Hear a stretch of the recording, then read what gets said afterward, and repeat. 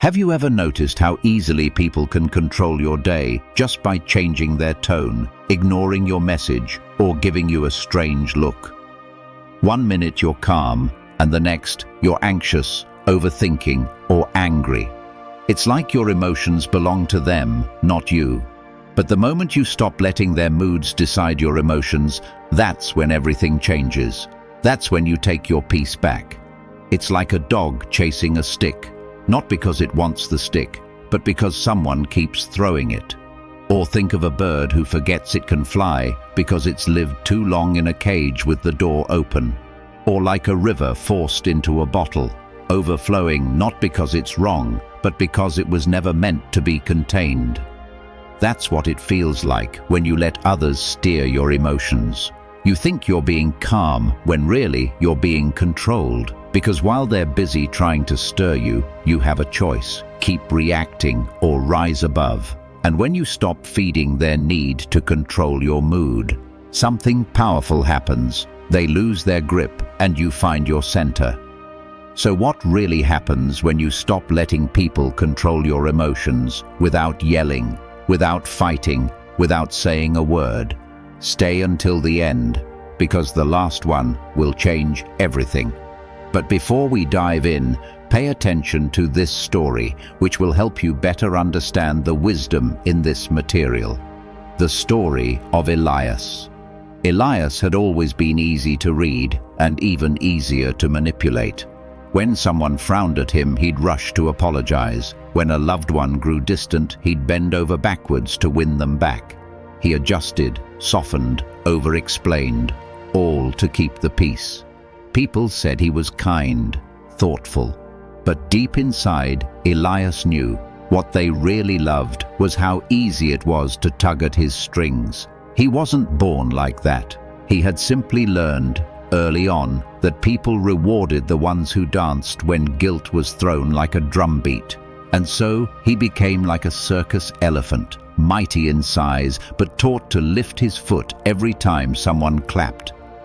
Until one day, something changed.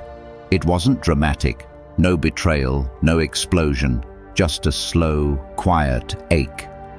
Elias had stayed up all night rewriting an apology for something he hadn't done, and as the morning sun crept through the blinds, he caught a glimpse of himself in the mirror, eyes tired, spirit small.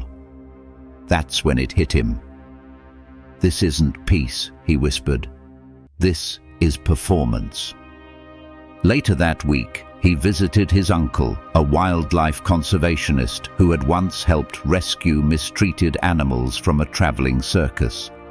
As they walked past a sanctuary enclosure, Elias saw something that rooted him to the spot. An enormous elephant standing still while tourists clapped and waved.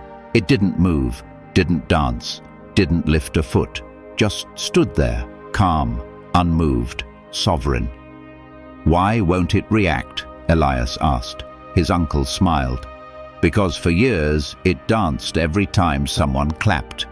But one day it realized it wasn't born to perform, it was born to roam. So now it only moves when it chooses." Elias felt something shift deep inside. From that moment, he changed, not loudly, quietly. When someone rolled their eyes, he didn't chase approval. When silence was used to punish him, he didn't break it with anxious words. He stopped responding to emotional bait, stopped defending his every move, stopped letting other people's moods write his script. Some called him distant, some said, "You've changed." But the ones who truly respected him, they leaned in closer, not because he danced when they asked, but because he didn't have to. Because when you stop letting people control your emotions, you don't lose your heart. You just stop handing it over. And from that moment on, you move not when they clap, but when your own soul says walk. Before we begin with the first lesson, if you find these videos helpful, I encourage you to subscribe and turn on notifications to stay updated on the latest content. Let's begin. Number 1. You reclaim inner power. Let's talk about one of the most liberating shifts you'll ever experience.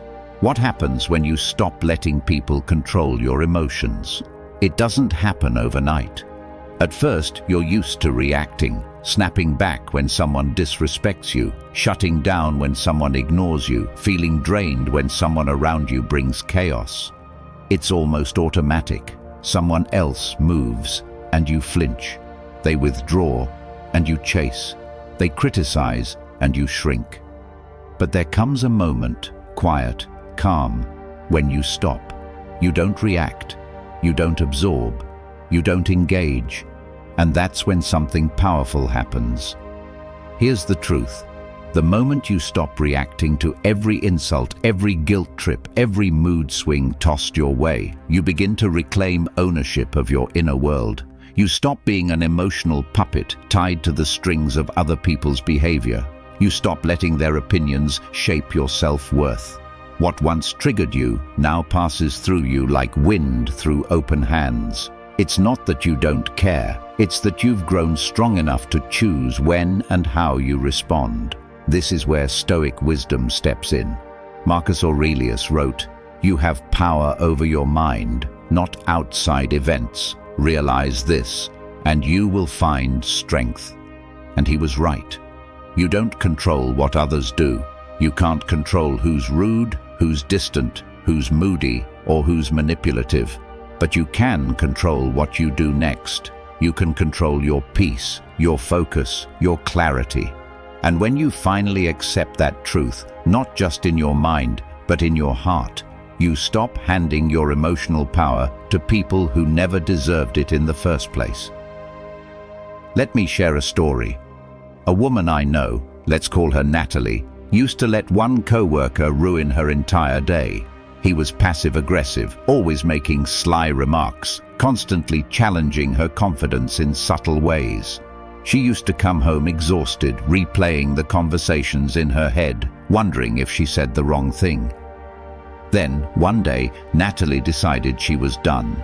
The next time he tried to bait her, she looked him in the eye, smiled gently, and said nothing. No reaction, no explanation, just calm silence. And that moment changed everything.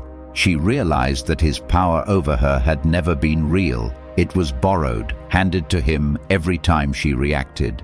So how do you reclaim your emotional power? First, pause before you respond. Just breathe. Second, stop internalizing other people's behavior. What they do is a reflection of them, not you. And finally, remind yourself daily, your emotions are your responsibility. At the end of the day, peace isn't found in controlling others. It's found in mastering yourself. And when you stop letting others dictate how you feel, that's when you truly begin to rise. Number 2, manipulators lose their grip. Let's talk about what really happens when someone tries to manipulate you but fails. See, manipulation doesn't start loud. It starts quietly. A guilt trip here, a sarcastic comment there, a carefully timed silence. Manipulators test your boundaries not by storming through the front door, but by slowly inching past the line until you don't even realize it's been crossed. They rely on one thing to keep their game going, your emotional reaction. That's the key. That's the currency they use to stay in control. But the moment you stop giving them that reaction, something starts to shift. And it's not you, it's them. Here's the truth. Emotional control is the currency of manipulators. When you remain centered, calm, grounded, aware, they can no longer push your buttons. They'll try. They'll say things they know once triggered you.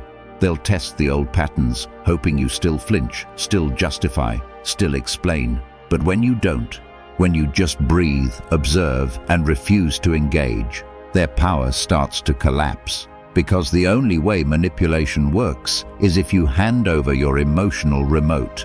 And once your peace becomes non-negotiable, once it becomes yours and yours alone, manipulators lose their grip completely. This is where Stoic wisdom shines. Marcus Aurelius said, "The best revenge is not to be like your enemy." In other words, don't play their game. Don't match their chaos with chaos of your own.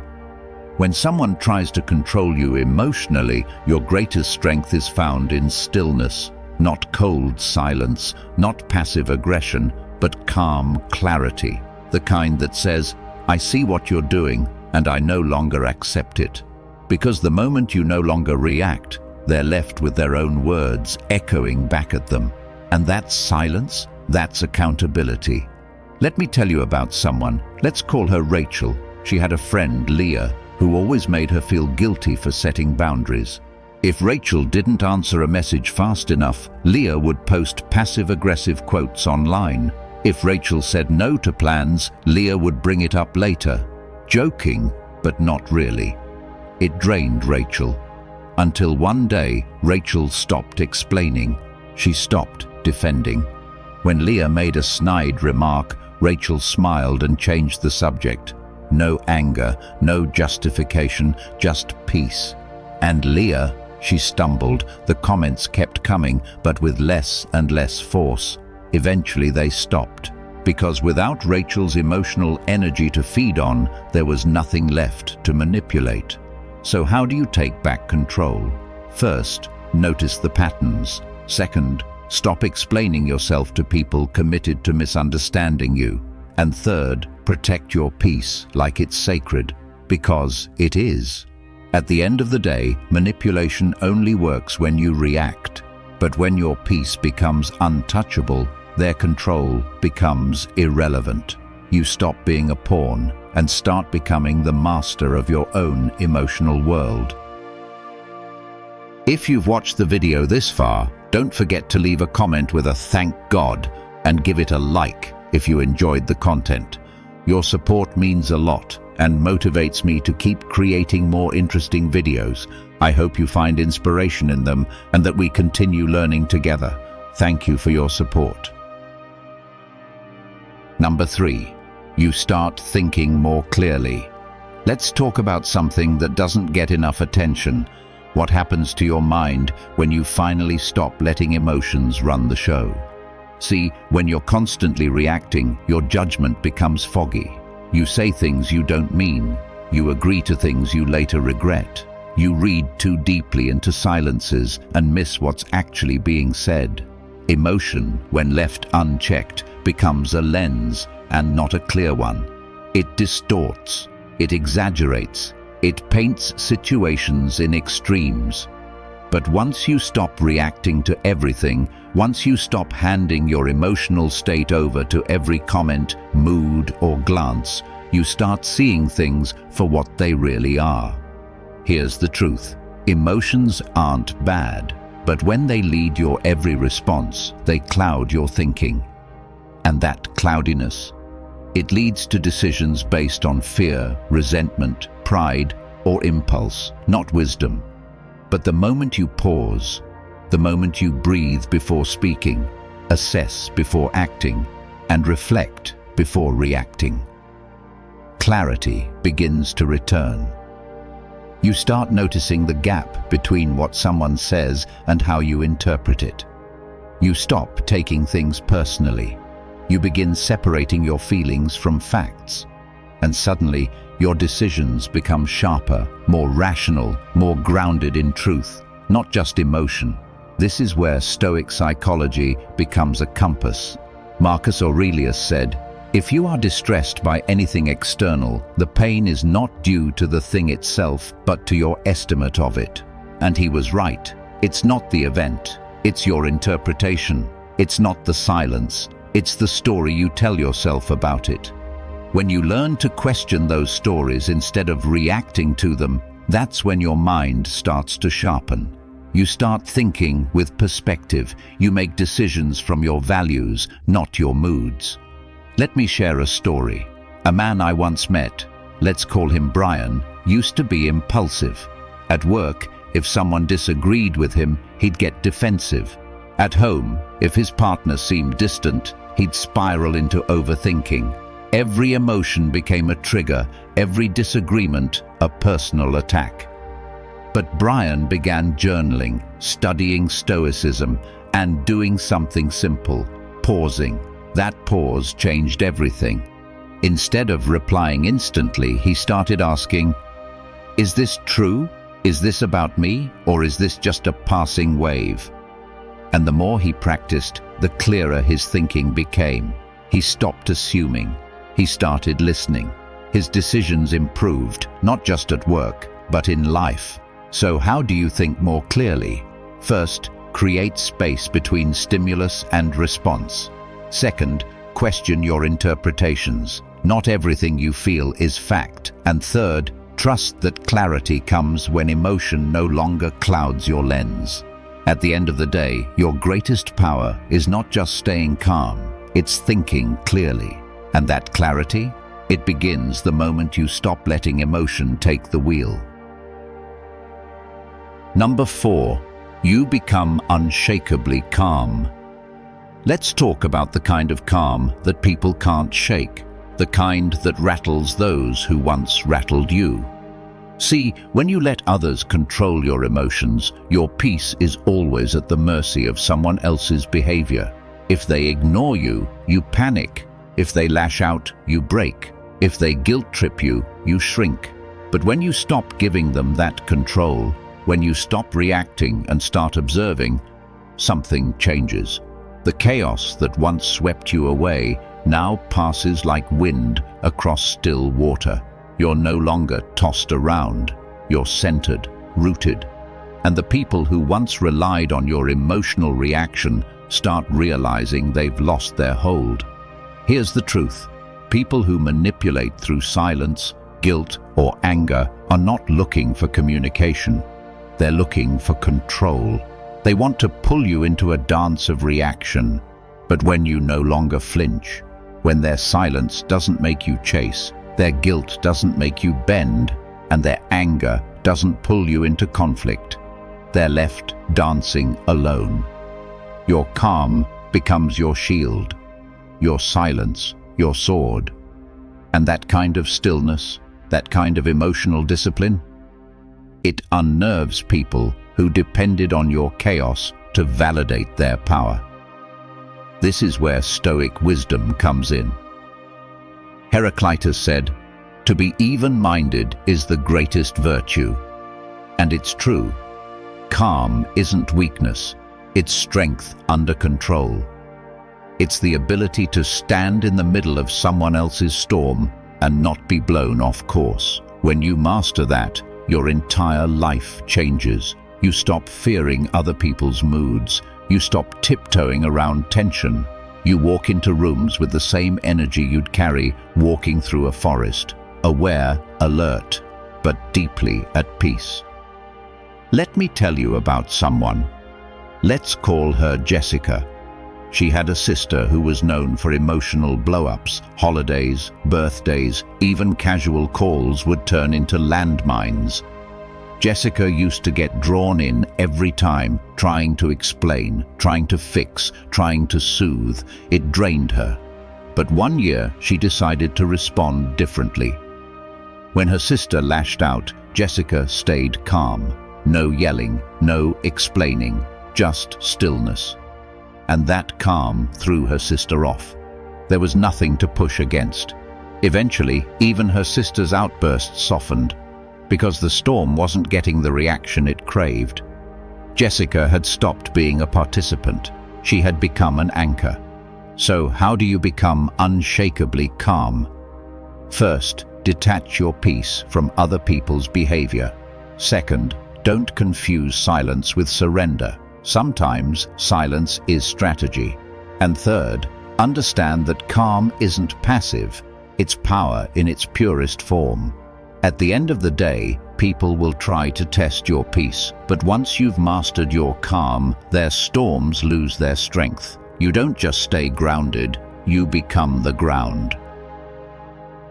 If you found this valuable, hit like and subscribe for more powerful insights. Number 5, your self-worth stops depending on others.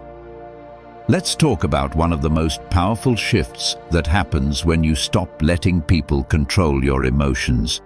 Your self-worth stops being up for negotiation. You stop being inflated by praise and deflated by criticism. You stop seeking permission to feel good about yourself. Instead, your confidence starts coming from something much deeper.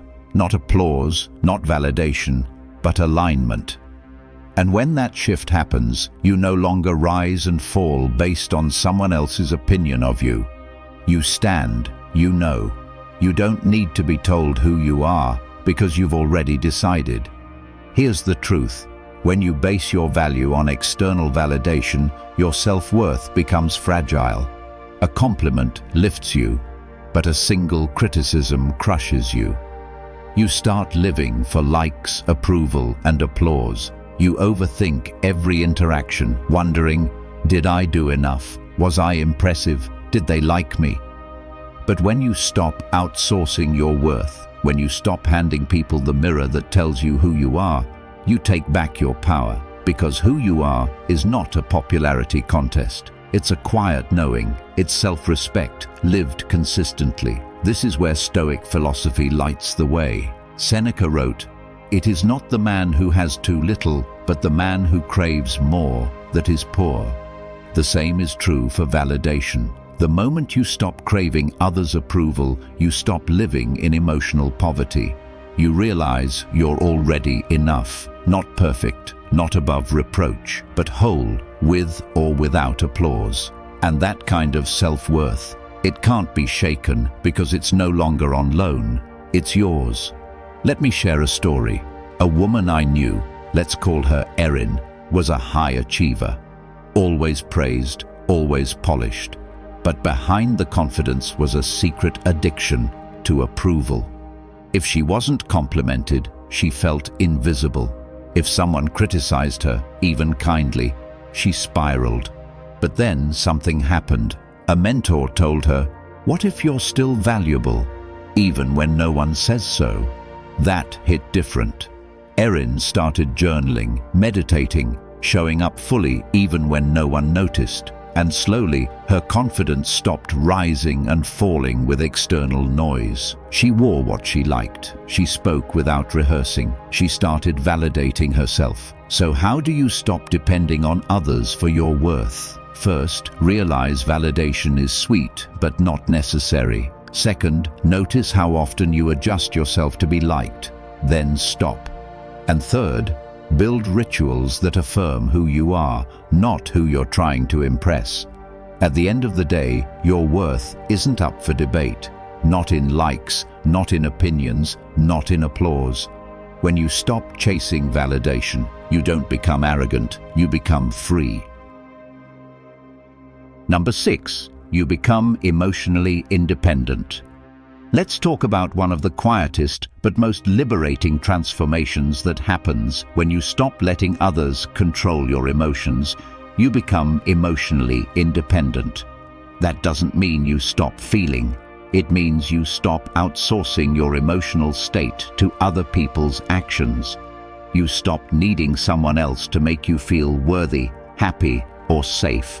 And most importantly, you stop allowing their bad moods, bad words, or bad behavior to dictate your inner world. Your emotions stop being reactive. They start becoming deliberate. And that's the kind of freedom most people never taste. Here's the truth.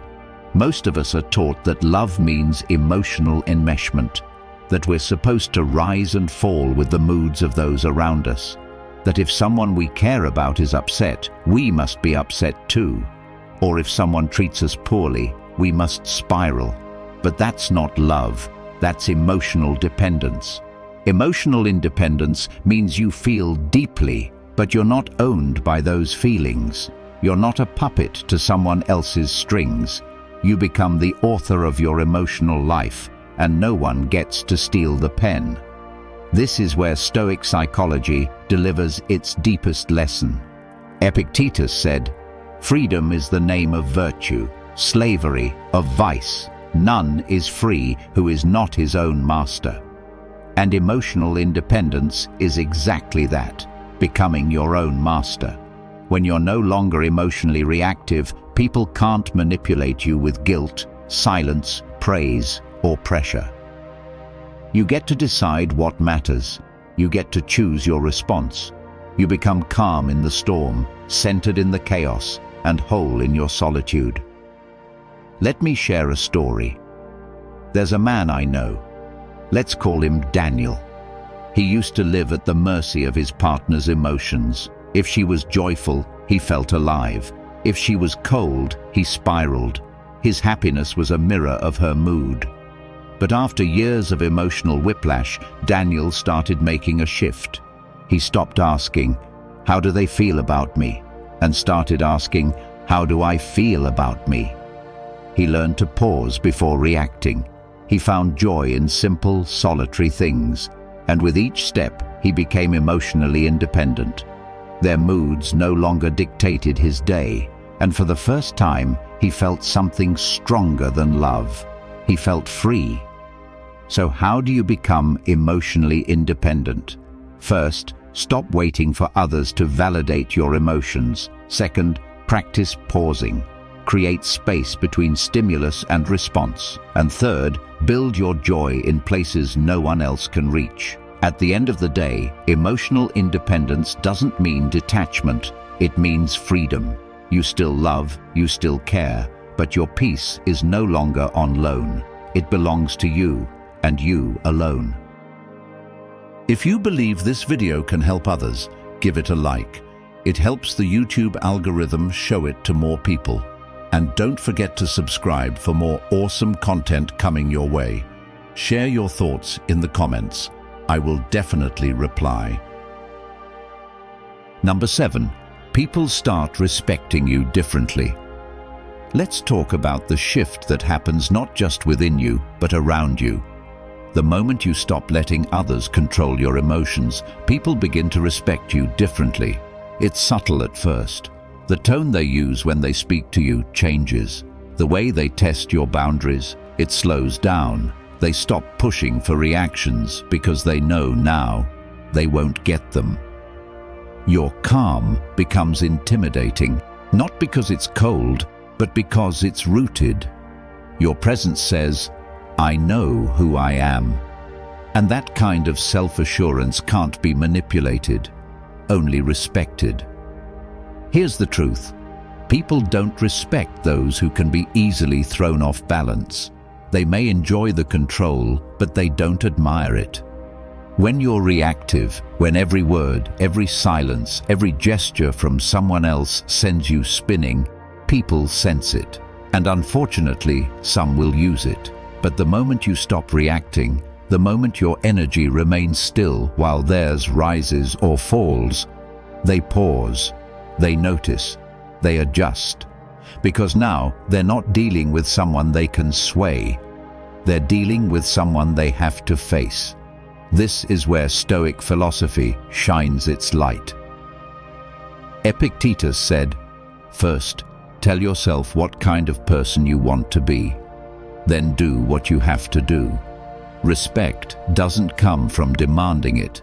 It comes from embodying it.